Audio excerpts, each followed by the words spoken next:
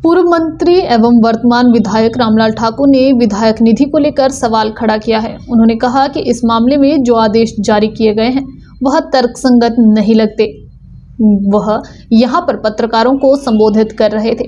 ठाकुर ने कहा कि युवक मंडलों के लिए विधायक निधि से जो राशि जिम खोलने के लिए स्वीकृत की जाती थी वह सांसद तथा केंद्र सरकार में खेल मंत्री अनुराग ठाकुर द्वारा भी दी जा रही है और इस मामले में प्रदेश सरकार के खेल विभाग ने एक मानक तय कर रखा है कि युवक मंडल को जिम खोलने के लिए 65,000 रुपए की राशि दी जाए और एक तय की गई कंपनी उस जिम को युवक मंडल द्वारा उपलब्ध करवाए गए कमरे में लगा देती है।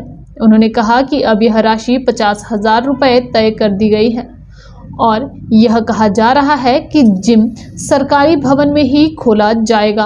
उन्होंने बताया कि इस तरह से जो राशि उन्होंने विभिन्न युवक मंडलों को अपने विधायक निधि से स्वीकृत की है, कंपनी ने वहां जिम भी खोल दिए हैं, लेकिन उनकी पेमेंट नहीं हो रही है क्योंकि कहा जा रहा है कि इसे सरकारी भवन में खोला जाना चाहिए। उन्होंने बताया कि इसके अलावा कुछ राशि उन्होंने युवक मंडल का मैदान बनाने के लिए भी स्वीकृत की थी, जिसके बारे में कहा जा रहा है कि यह राशि स्कूल को दी जाएगी और स्कूल मैदान का निर्माण किया जाएगा। उन्होंने कहा कि इस मामले में जो भी गड़बड़ी हुई है उसकी जांच की जानी चाहिए और इस मामले को सुधारा जाना चाहिए। बिलासपुर से मीना शर्मा की रिपोर्ट। ऐसा है, गांव जामला में आई है। मैं बचपन से वहीं पर कई बार आती जाती रही हूँ। तो जो रास्ता था वो बहुत वहाँ पर खुला था, वहाँ पर गाड़ी आगे जा सकती थी। लेकिन आज की डेट में जो परिवार जिसको डिस्प्यूटेड कर रहे हैं, तो वो उन्होंने रास्ते को पूरा ब्लॉक करने के ही कगार पर था। जब पिछली बार हमारी मीटिंग हुई जब हम मौके पे गए थे, अब की बार जब ये कहीं निशानदेही हुई है तो उसमें तो रास्ता बिल्कुल दोनों कोनों से बिल्कुल बंद है और जो एक गांव के लिए जहर से कम नहीं है। इसलिए मैं रिक्वेस्ट करती हूँ आप लोगों से भी, आपकी कलम से भी, कि या ऐसी जो चीजें छुपके वो कभी न कभी सामने आती है और ये गलत है। मेरे गांव का रास्ता खोला जाए, मैं प्रशासन से, नहीं तो हम जो हमारे से और होगा वो सब करेंगे। उपाध्यक्ष सदर ब्लॉक से हूँ और आज हम अपने आदरणीय विधायक श्री रामलाल ठाकुर जी से यहाँ मिलने आए थे पूरे गांव के साथ। तो हमारे गांव जामला में जो कई दिनों से एक अवैध निर्माण जो एक व्यक्ति कर रहा है, उसके सिलसिले में हम इनसे मिलने आए थे। गांव में एक आदमी ने गांव का जो मेन रास्ता है गांव जामला का, उसमें डंगे का निर्माण कर रहा है और गांव वालों ने उसका विरोध किया। उसके बाद हम हमारे माननीय उपायुक्त महोदय से मिले, पूरे गांव वाले, पंचायत प्रधान मिले, उप प्रधान जी, और हम सब लोग उनसे मिले और डीसी साहब ने राजस्व विभाग को निशान देने के लिए गांव में भेजा।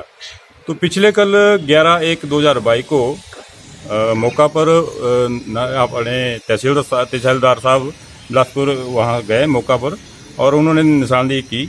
तो मौके पर पाया गया कि जो गांव का मेन रास्ता था वो 1983 में उक्त व्यक्ति श्री दौलतराम सनम श्री हरिराम को तबादले में दे दिया गया है और जो गांव का मेन रास्ता है वो सारा दोनों तरफ से रास्ता बंद हो चुका है।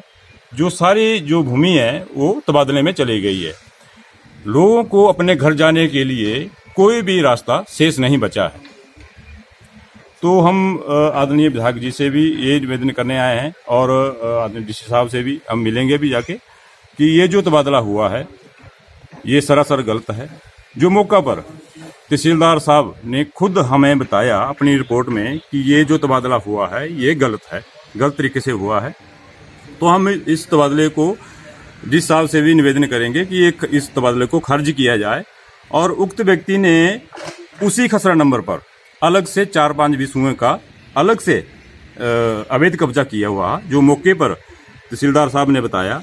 और 2 नंबर वहाँ जो गांव के बटावे की भूमि है, खसरा नंबर 199 और खसरा नंबर 196 पे उसने अलग से और वहाँ कब्जा किया है। जो मौका पर तहसीलदार साहब ने गाँव वालों को बताया कि ऐसे ऐसे ये जो सरकारी भूमि है ये भी उसी दौलतराम के कब्जे में पाई गई। तो हम यही आप मीडिया के माध्यम से भी हम एक डीसी साहब को आवाज़ आपके माध्यम से हम अपनी आवाज़ पहुंचाना चाहते हैं। माननीय हमारे मुख्यमंत्री हिमाचल प्रदेश, उनको उनकी आपके माध्यम से उनकी तक भी ये हमारी ये जो हमारा मसला है ये पहुंच जाए और ये समस्या हल हो।